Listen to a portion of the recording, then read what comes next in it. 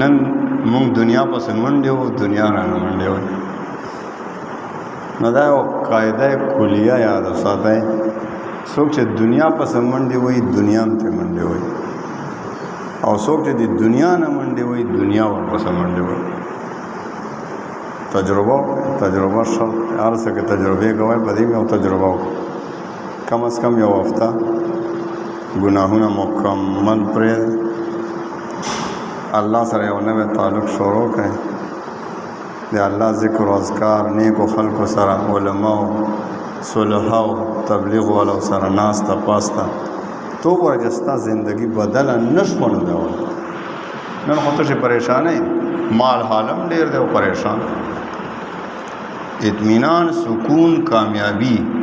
دا په مال حال کې او په بینک بیلنس جایدادونو په دې کې پورې نشته دی. شپه ورځ هر انسان غواړي کامیابي غواړم، خوشحالي غواړم، سکون غواړم، راحت غواړم، خو د موږ نه لاره غلطه شوې. هغه د سکون، د راحت او د خوشحالۍ چې کومه لاره ده مو پرېښي، په بله روان شوي، تر قیامت هم هغې ته نه شو رسېدی. او چې ته روان نوښار ته او د اکوړي په ګاډي کې وخېږې، اکوړي ته روان شي، نوښار ته به ورسې، قیامت به راشي، مړ به شي، خو نوښار ته به ونه رسي، ځکه تا نه لار غلطه شوې ده. راځئ چې دې لارې نه را واپس شو، په صحیح لار روان شو. ته وګوره چې بیا رسو که نه رسو انشاءالله، شپه ورځ خواهشات، منزل مقصود ته به څنګه رسو؟ نو دا خو چې څوک مړ شي ته بیا پته لګي چې په کومه لار روان. مونږ خو قرآن عظیم راته الله راستولی دی، نبی کریم صلی الله علیه وسلم خاتم النبیین چې خاتمه د پیغمبرۍ به شوې ده راته راستولی، او د دې آخرت د خبرو نه خبر کړي و چې دا منزلونه در باندې را روان دي، لیکن مونږ په خپلې منمانۍ پس روان یو، نو دنیا هم خرابه، دنیا هم خرابه. ما خو درته مثال در کړ، څوک دنیا پسې منډې وایي دنیا هم پرې منډې وایي. که یو سړي سره ډېره دنیا شي، زړه سکون به ورسره دا یاد ساتئ، وګورئ، تجربه وکړئ، دنیا کې وګرځئ. کوم انسان چې د الله باغي وي، شپه ورځ نوکران ترې نه ګیر چاپېر ګرځي، مال و حال خزانې ورسره دي، بینک په هر بینک کې د پاکستان خو څه کوي چې د بار ملکونو په بینکونو کې هم پیسې پرتې دي، خو د الله باغي دی او یی چې زه مسلمان. کافران خو الله پاک پرېښي دي چې څه کوی، مرګ سره بیا جهنم دی. د کافرانو په مال حال په خوشحالۍ به نه غولېږئ. نو یو نیو مسلمان ته الله بیا استدراج ورکړي، الله مو د حفاظت وکړي. استدراج څه ته الله پې ښه فراواني راولي، ښه خوشحالي پې راولي، الله یې ښه خوشحال کړم، ښه مزې وکړه، صبر وکړه چې څه کوي، متوجه کېږي که نه. او بس بیا اخیري د الله په پکړ کې راشي، الله مو د استدراج نه وساتي. نو مال حال دا خو هر څه پاتې کېدونکي دي. څومره خلکو نه زمونږ پلاران څه شو، ای نه پاتې نه شو، زمونږ نیکیان څه شو، مشران څه شو، ای نه پاتې نه شو. کامیاب انسان دا ځاله چې ځان ته متوجه شي، خپل ځان قبر را یاد کړي چې زما مې ورځ دا تباه به ما باندې وي، زه به لاندې پروت یم، بس دا غوندې را یادوئ. کامیابی صرف په دین اسلام کې د الله په اطاعت کې پرته ده. کدی دنیا کامیابی غواړي اوم په دې کې پرته ده، کدی آخرت کامیابی غواړي اوم پکې پرته ده. سلطان محمود غزنوي رحمت الله علیه چې تاسو به نوم اورېدلی، ډېر مشهور بادشاه تېر شوی، ډېر نیک بادشاه. سومنات باندې 14 ځلې حمله وکړه، 14 پیرې. الله والا لمنې راونیسئ، تبلیغ والا لمنې راونیسئ، د الله والا خلک چې وي هغې سره کینئ پاسئ، کامیاب به شئ انشاءالله. سلطان محمود غزنوي جو 100 پیرې 14 پیرې په یو مندر باندې، سومنات کې یو لوی مندر و د هندوانو، 14 پیرې حمله وکړه، ناکام. سوچ کې دی چې خدای پاکه دا ولې نه فتح کېږي، څه وجه ده؟ سخت پریشان دی چې خدای پاکه 14 پیرې ما حمله وکړه او ناکام. نو ما ورته وویل الله والا سره له غوندې واسطه جوړه کړئ، دا الله والا چې دا الله ته نږدې وي ځکه ورته الله والا او چې الله ته نږدې وي نو څنګه چې دنیا کې وګوره چا سره تعلق نو څنګه پلانی دی او سپارښت پکار دی هغه خو ډېر ښه پېژني یاره موبایل مونږ دا الله والا خلک چې الله سره تعلق څنګه موبایل روبوس اوس په در سپارښتو ګورو پلانې وزیر میں واقف ټلیفونو کې وبساو چې کار بدیم شي دغه الله والا خلکو الله سره تعلق برای راست د عرش والا یہ دنیا والا خو بیا څه کوي شي څه به نشي کوي لیکن هغه مالک هغه خالق د کائنات او بادشاہ د حاکمانو حاکم چې هر څه کوي شي هغه سره تعلق نو هغه بسه الله والا سره واسطه جوړه کوي الله ته ورسه نو خیر سلطان محمود غزنوی سوچ کې پریشان چې خدای پاک څه وجه ده چې دا نه او څه وکم نو اخر دا چې یو کس چا ورته ووایي چېرته الله والا سره لاړ شه دعا ترې وغواړه یو الله والا وګوره چېرته نیک کس او د هغه نه دعا وغواړه چې درته دعا وکړي د الله نه سفارش درته وکړي سلطان محمود غزنوي وی تا خو ډېره ښه خبره وه چا ورته پلاني ځای کې یو بزرګ دی ابوالحسن خرقاني رحمت الله علیه سلطان محمود غزنوی اراده وکړه چې زم ابوالحسن خرقاني رحمت الله علیه او بزرګ دی خانقاه کې ناست الله الله کوي مشهور بزرگ تر شوی دی ابوالحسن خرقاني رحمت الله علیه سلطان محمود غزنوی ډېر په شان او شوقت سره راغلو بار چې خادمان ولیدل چې بادشاه راغلی دغه ځای کې کمره کې ناست او یو خادم ورته د سر کې خارخ پیدا شو هغه ورته څه مالش کولو نو خارخ په دوه وجه سر کې پیدا کېږي یا د سپږو د وجې نه او یا دغه مغه په خشکي پکې پیدا شي اوس چې په څه وجه یاره خارخ دی وګوره چې سپږې راکې شوي دي او که خشکي ده تیل میل راایشتي دی خادم لګیا دی بار خادمانو چې لیدلی سلطان محمود غزنوي بادشاه راغی اوه یو په منډه دننه لاړ چې ویې کتل دغه حضرت خو چې دی لګیا دی هغه ته خو مالش کېږي نو هغه چې کم کس ورته مالش کولو هغه ته غلي وایي سلطان محمود بادشاه راغلی دی بادشاه راغلی هغه هم داسې ګبرو شو خو د الله والا خلق چې د الله والا خلق هغه الله سره بس تعلق هغه د دنیا دی هغه په سوچ او سمجھ کې هم نه چې دنیا یا به څه شی نو هغه چې کم کس مالش کولو وی حضرت وی څه چلو حضرت یې څه چلو وی حضرت بادشاه راغلی وی پرېږده مړه ما وی که چېرته غټه سپږه دې راونیوله الله اکبر داسې استغنا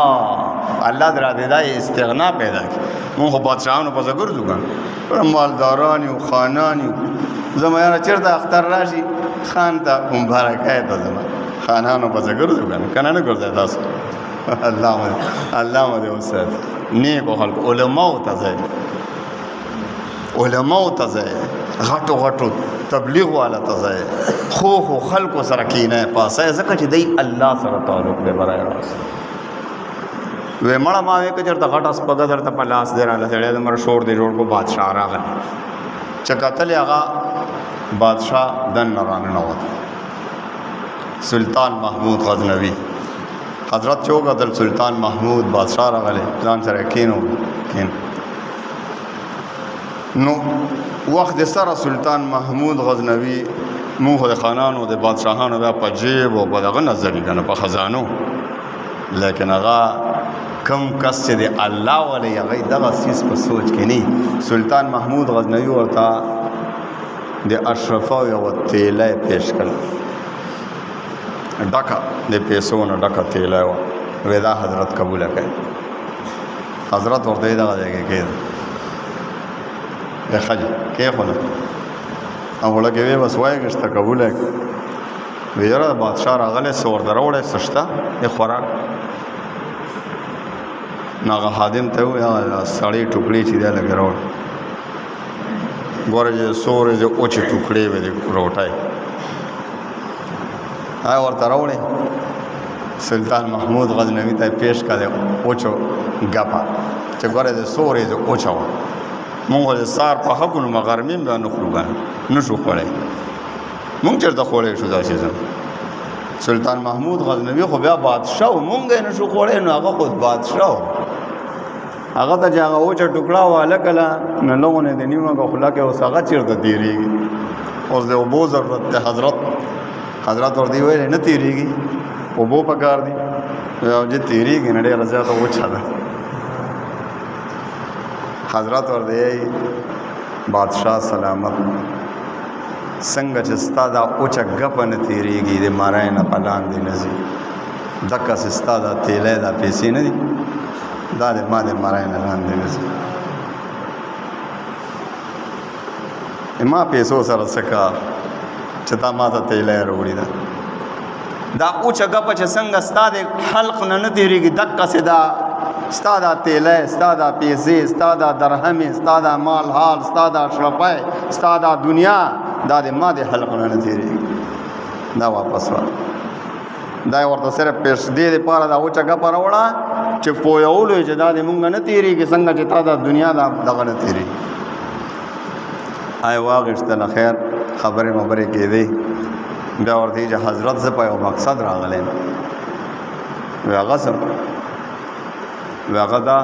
چې سومنات باندې مې 14 پیرې حمله وکړه او هغه نه فتح کړي سومنات مندر دی او 14 پیرې ولسم ځل باندې مې اراده کړې ده خو ما وی چې حضرت تاسو راته دعا وکړه برای راست چا سره تعلق و الله سره تاسو چې الله سره یې تعلق دی او دا فتح ورکوونکی او عزت ورکوونکی او ذلت ورکوونکی او دا څوک دی یو الله نن د مونږ یقین په چا جوړ شوی په دنیا جوړ شوی د مونږ دنیا اسباب باندې جوړ شوی اسباب به اختیارای اسباب ضروری دي نبی علیہ الصلوۃ والسلام ته په خدمت کې او کس رالو اوخه ورسره وه نبی علیہ الصلوۃ والسلام ته دن نه رالو اوخه دې وتړله وی نه یا رسول الله بس په الله مې توکل وکړه پرې مې خو نبی علیہ السلام ورته وی دا توکل نه دی توکل دا دی چې تا نه کم کېدی شي هغه وکړه نور بیا په الله توکل وکړه دا اوخه وتړه نو که بیا چېرته ځغلي سره د تړلو نو بیا ستا اختیار نشته دنیا ټوله په اسبابو جوړه ده خو اعتماد بروسه توکل دا په اعتماد دا په اسبابو نه کوي په چا به کوي په الله به کوي ګوره عیسی علیه السلام به د اسمان نه د فرشتو په اوږو لاس کې غیراب شي او جومات په مناره به راکوز شي دغسې بغیر د اسبابو ځکه بره اسباب نشته جنت کې بیا اسباب نشته دغسې به درته الله رزق درکوي بغیر د اسباب خدا دنیا جوړه کړي الله بغیر اسباب دلتم درکوي لیکن الله پاک دنیا اسباب سره تړلې ده عیسی علیه السلام به دغسې اسمانونه راکوز شي او چې مینارې ته راکوز شي نه به چې پوړی راوړی ځکه دنیا ته راکوز شو اوس اسباب شروع شو نو اسباب بلټی تعلق به چا سره ساتي غواړي به د چا نه الله نه ابو الحسن خرقانی رحمت الله علیه دی چې حضرت دعا راته وکړي چې الله پاک فتح راکړي ابو الحسن خرقانی رحمت الله علیه ورته یو خپله یو کرتا یو جبه ورکړه ورته وی داسې وکړي چې کله حمله وکړي او څه مشکلات درته پکې پیښ شول نو بس بیا به 2 رکعاته نفل وکړي او ووایي چې یا الله دا کرته چې د چا ده ګوره الله ته خپل بندگان هغه بندگان چې الله سره تعلق وي هغه الله ته دومره نږدې الله والا خلکو سره ګوره چیړ مه کوئ الله والا خلکو پسې خبرې مه کوئ هغوی برای راست الله سره تعلق وی کله چې 2 رکعاته نفل دې وکړل او بیا به صرف ووایه چې یا الله دا کرته چې ده دا جوبه چې را کړې ده الله که دا ستا په نیز څه حیثیت لري دغه کس بس هغه ټایم چې دعا دی وکړه بس به قبلي بس سلطان محمود غزنوي کرته وایشتله اجازه یې وایشته روان شو په 18 ځلې حمله وکړه په سومنات په مندر باندې او هندوان دومره شی وو چې نورو ځایونو نه خلک به راتلل د مسلمانانو خو ټول دنیا خلاف ده که نه تاسو ته پته نشته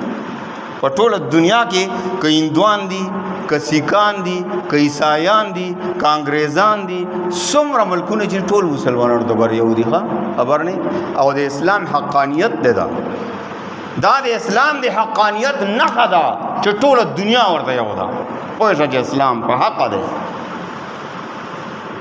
غواړي ټوله دنیا انګریزان به د مونږ خلافي د هندوانو به خلافي خو چې کله مسلمانانو سره راشي ټول به یو وي ټول یهودیان دي که نصارا دي څومره چې دي مسلمانانو ته ورشي او اخري فتح د مسلمان دی انشاءالله خو چې مسلمان یاله د مونږ د عملونو غوندې نه مونږ نن برای نام مسلماني ده نن کله چې وخت څومره نشته سومنات باندې په 18 ځل اټیک وکړو او چې اټیک وکړو نو ټولې دنیا خلک را جمع شي هندوانو سره په مکه سے معامله جوړه شوه مسلمانان په وروسته روان او د مسلمانانو شکست یقیني شو سلطان محمود غزنوي زر هغه کورته راوایست اول یې 2 رکعته نفل الله ته وکړ او بیا وی یا الله دا کورته چې دی چا د خدایه که ستا په نزد دی واقعي څه حیثیت لري الله ماته دا سومنات فاتح مې جوړ او بس دا دعا کولو چې بس وروره د هندوانو خپې وښویې او په یو لغوندې وخت کې چې دی هغه مندر چې په 14 حملو کې نو حل شوی هغه فتح شو او چې فتح شو الحمدلله سلطان محمود غزنوي ډېر خوشحال شو د الله شکر ادا کړو چې الله پاک حکم انسان چې د انسان شکر ادا نه کوي هغه د الله هم شکر نشي ادا کوي اراده وکړه چې زم لاړ شم او ابو الحسن حرقانی رحمت الله علیه شکریه ادا کړ او را روان شو ډېر په دغه سره او رالو حضرت ترالو چې حضرت دستاسو شکریه ته راغلی وی څنګه چلو شو وی حضرت الله را ته فتح راکړه وی څه طریقه وشوه وی حضرت بس چې هغه دعا مې څنګه وکړه وی تا څه دعا وکړه وی ما دا دعا وکړه چې الله دا جوبه چې د چا ده د هغه که ستا په نس څه حیثیت یې ما ته دا سومنات فاتحه کړه وی ډېره کمه دعا دی د الله نه وکړه که تا چېرته دغه ټایم د الله نه غوښته وی چې الله دا ټوله دنیا فاتح مې جوړ کړه الله به ټوله دنیا درته فتح کړي وو د الله والا وبسې لیکن نن مونږ د افسوس مقام چې نن مونږه دی مردار دنیا پس شیو آخرت مفرحه ده د آخرت خو مونږ باندې را روان نن دی او که سبا تباه او د لاندې وشو بیا به د دنیا پس په خدای مې د قسمي یو سیکنډ خو یا ډېر دی سیکنډ نم که کم وخت هغې پس به ارمان کوو چې هسې رانه ویلې تېر شوی نو راځئ چې یو فیصله وکړو چې الله ته توبه وباسي د ګناهونو نه انشاءالله دنیا به هم ښه شي آخرت به هم او دا دنیا خو که ډېره وګټې خو دا به درنه ورځ پاتې کېږي دا بنګلې دا موټرې دا دنیا دا هر څه درنه پاتې دي ستا هغه څیز به تا سره ځي چې کوم تا د آخرت دپاره کړی تا نیک اعمال کړي دعا وکړئ چې الله پاک موږ ته د نیکو اعمالو توفیق راکړي کریم ذات خدای پروردګاره مونږ هم نن د دنیا خواهشات دي مونږ سره الله کریم ذات دنیا په سره رواني والله د مونږ د دنیا دا محبت چې دی رأس کل خطیت حدیث کې راځي دا د ټولو ګناهونو جړه الله پاک دا محبت د مونږ نه وباسه دې په ځای د آخرت محبت د جنت محبت د الله محبت د رسول محبت د قرآن محبت د مونږ په زړونو کې واچو او الله مونږ په نیغه لاره باندې روانه کړه او الله دا تبلیغ والا راغلي دی الله په لار کې روځي الله دې کورونو حفاظت وکړه الله پروردګار علم ستا په لار کې ستا میلمانه دي الله کریم ذات دې په وجه باندې دې په برکت سره دې محلې نه الله دې دین رڼاګانې روانه الله پاک پروردګار دا ټول په خپل لار کې قبول کا او الله دې عزت حفاظت وکړي دې مالونو حفاظت وکړي دې کورونو حفاظت وکړي دې جان او مال دې دنیا او د آخرت حفاظت وکړي او الله پاک پروردګار علم خدای دې په برکت سره دې ټول کلی باندې رحمتونه برکتونه را نازل کا واخر دعوانا ان الحمد لله رب العالمین جزاکم